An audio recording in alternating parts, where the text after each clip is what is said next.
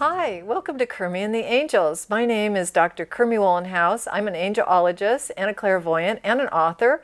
And welcome to the show. And the angels are everywhere. We're so excited tonight. We're going to have a special guest, Ambika Wauters, and she is an author. She is also a homeopath. She's also works with energy healing. She manufactures products. She is amazing. And when I'm talking about how amazing it is to have her here tonight, she does not give a lot of interviews or is out and about too much, and thus she's so productive. Let me just kind of tell everybody, welcome Ambika. I'm so happy you're here. Thank you, Kermie. And let me tell you a little bit about Ambika. She lives, which is really great, in the United States, but she has been mostly abroad throughout much of her life. And she has over 22 books of healing and energy work in the realm of angels as well. She has sold, one of her books has sold more than 1 million copies. She's very globally known. And I remember I was in the UK and I saw your work and I said, who is this person? And I think it was the Angel Oracle, which we'll get to in a minute. She has printed in several languages, and she has natural products which are now commercially manufactured and available to the general public. At the bottom of your screen, not only do you see Kermie and the Angels website, but you see Ambika Wauters' website as well. So if you want more information about her and what she has to offer and who she is, that'd be great. She talks to angels a lot. Is that true? Yes. All the time? I listen. Yes. I listen to angels. Oh, yes. It's easy to talk to them. It's hard to listen, isn't it? That's right. I know. Right. It's so good. And we're going to look at a lot of different things. You're also available on Facebook and Twitter. And so just you're available, which is really nice. But you do a lot of writing and staying home and really doing stuff in your studio that is so important. So that's really great. We're going to start with showing you one of her very first books that she published. This is The Energy of Chakras. And how long ago was this published, Ambika? This came out in the UK in 1993.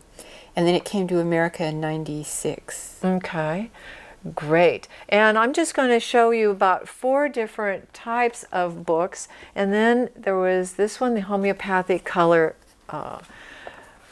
remedies. I like how you've put the chakra and homeopathic together. And then you went to life changes with the energy of the chakras. And then this one is so beautiful. This one is about the chakras as well. I like this graphic. I don't know if I can get it all in on here, but it shows the chakras. And tell us a little bit about what chakras are, for those who don't know. Chakras are non-anatomical, which means you cannot touch them, but you can experience them. They're energy centers in the energy body. They control the flow of energy into the physical body through the ductless glands, which secrete hormones. And each chakra represents a level of development in terms of age and emotional issues. So the root chakra is about grounding in life. And in the root chakra, I'm going to point to it right here, base of who we are. It corresponds to the color red. It corresponds to the first 7 years of life.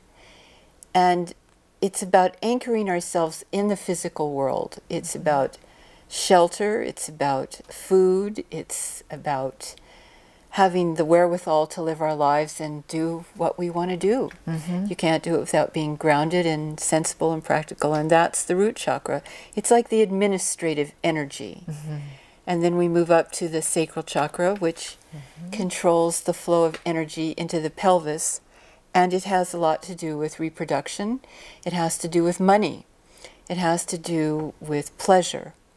So sex, power, and money is what I say. That's the chakra of that. And it controls the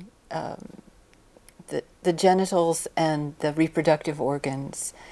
Then the third chakra is known as the solar plexus, and it sits right over the stomach area, and it controls our digestion, but it has so much to do with our self-worth. And the greater our self-worth, the greater our whole digestive system functions. We see that a lot in homeopathy. And there is this tremendous correspondence between the chakras and our physical pathology, our illnesses and our weaknesses. Now, they're called, tell me if I'm right, the wheels of... Wheel of light. Chakra wheel of means light. wheel of light in Sanskrit. And so what they do is they go clockwise around these chakras. Healthy chakras spin in a clockwise direction. Great. Yeah. And so can you see when they're unhealthy and they're doing either, what do they look like when they're not healthy? I can see them, but what I do when I teach chakra work, I use a pendulum. And I hold the pendulum over the chakra and it will spin. It will spin in the direction of health or sickness. And as you do affirmations, there's a wonderful affirmation, I'm beautiful and everybody loves me. And you say that and the pendulum just spins and spins and spins because it's that life force that we're affirming, and it's picked up in the electromagnetic field in which the chakras radiate, and it shows, you know. Now, a pendulum is a pendant on a chain. Yes. So it can be anything. In fact, you can use it as a necklace or anything as well, but usually it's got a little chain and it has either a stone or a metal. I used to use lead fishing weights. Oh. Because I said if you could move lead, you could move anything. Oh, that's great. Yeah. And so you just you have somebody lay down, and or you can have them put their hand over each chakra, and then you can move it. It's all written about in this first book. Okay, let's put the that energy down healing here. with the energy of the chakras has a massage that I developed that opens and expands the chakras, and how to use the pendulum. Great. It's good for diagnosing whether your energy field is open or closed. And it shows you the power of the mind and the power of wholesome attitudes to really get the flow of energy moving. And that's wonderful, to have a visual. You can experience the chakras. I do in meditation, and I teach that in meditation. But it's non-palpable. You can't touch it. You can't, see it when you do an autopsy, for instance. And then there's more. There's the sacral, the heart, the throat. The solar plexus is the third chakra, and it is about self-worth, freedom, power, empowerment, and they all have rights. That's one of the things I've written about in my books, that the chakras represent our rights to life, our right to our personal life, our right to pleasure, our right to empowerment, our right to love, to personal expression, to clear thinking, and to our indelible connection with spirit. So it's an ascending ladder of consciousness, of evolution, and as we mature, things become clearer, and the energy field also becomes clearer. And we want them all working real well all the time, right? Yes. And when they're not working so well, they can manifest disease. Is that correct? Well, when the energy becomes stagnant or sluggish, then there's no energy flowing into the physical body. The hormones don't flow as they should, and you can create pathology, or accident. We want this energy field optimal. We want it flowing all the time in the direction of life. Yes, that's great. And I want to just kind of continue and show different books too. And then you wrote the Homeopathic Bible. Now, I saw this in my local library. I was so excited because I thought, oh, there's the Homeopathic Bible. Now, I have to tell you that I know that you're a practitioner and that you have clients all over the world, which is great because of modern technology. We can do that now with telephone and email and Skype and all of that. So that's great. But when I tell people about you, I always say, she wrote the book. She's like the best. She wrote the book.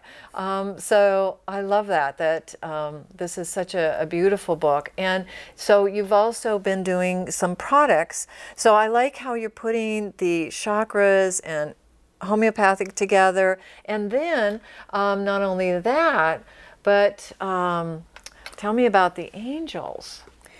Well, the angels work in the chakra system. They show up. They show up to guide us through life. And there are wonderful meditations to make that connection between the energy body as a receptacle for that higher spiritual energy, because really that's what the chakras do.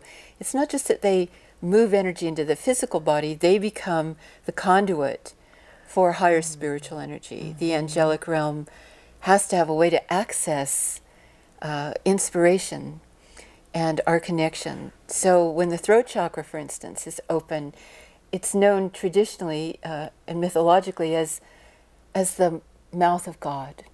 So we listen to the spirit realm, and that may be through our dreams, it may be through just simple inspiration or a good idea, and that's how we access that higher realm. But that center must be open. Okay. And if we've blocked, if we blocked our expression and our right to manifest our will in the way we choose, if we block that, then it's very hard to hear that realm. It's there. They're whispering all the time in our ears.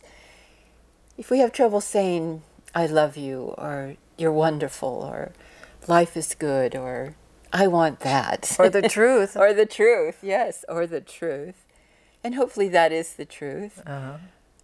That opens that center. And most of us have the vessel, the energetic vessel is cracked here, because we've been so suppressed in our culture and really saying what is true and saying how we feel.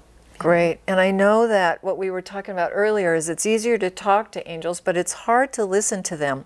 And so Ambika has put together 3 packs of oracle cards. So this one is the chakra oracle, where you talk about the chakras and their cards, right? The qualities in the chakras are represented in cards.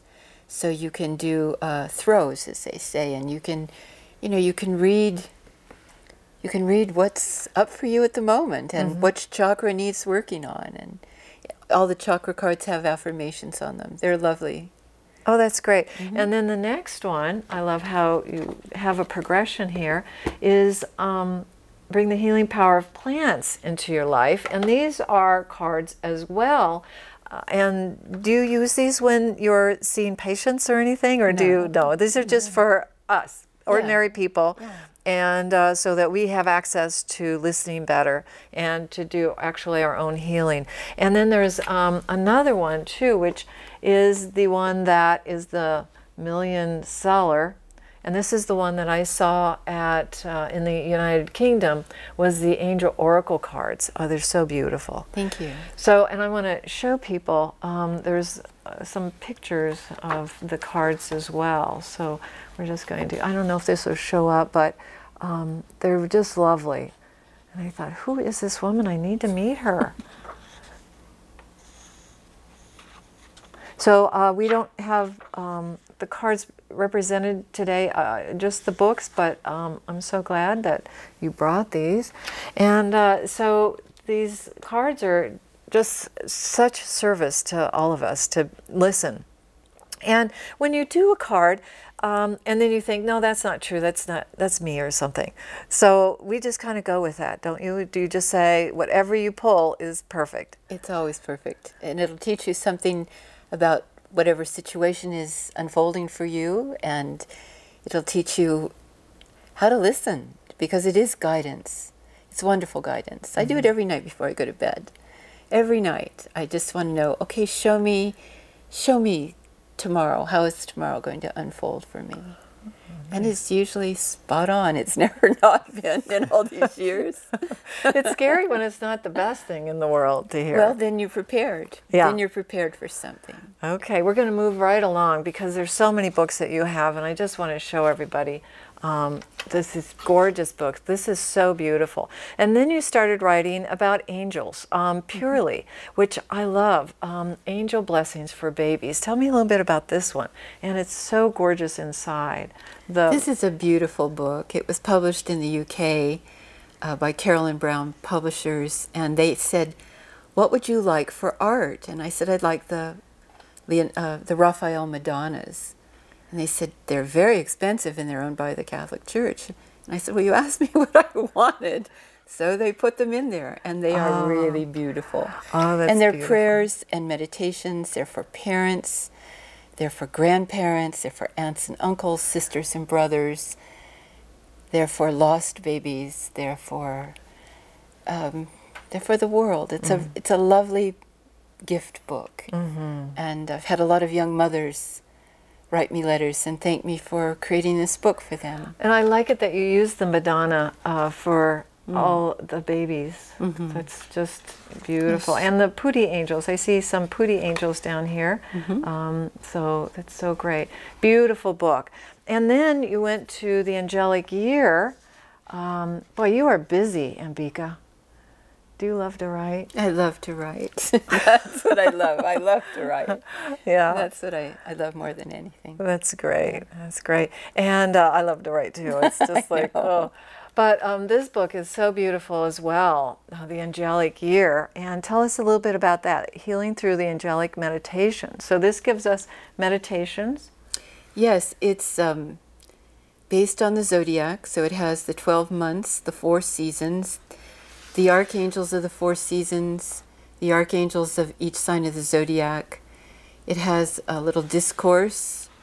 It has meditations and prayers. And it's a style that I've used since in other books. I like this style of bringing clarity from different levels. So this has, you're looking at the angel of joy, and it relates to a 4-week period of a month. And it's thematically organized, and it just flows very beautifully. The angel of intuition. It's beautiful. Thank you. Beautiful book. Also, there's another thing that you came up with, which I really like too. Let's see if I can get all of this on here.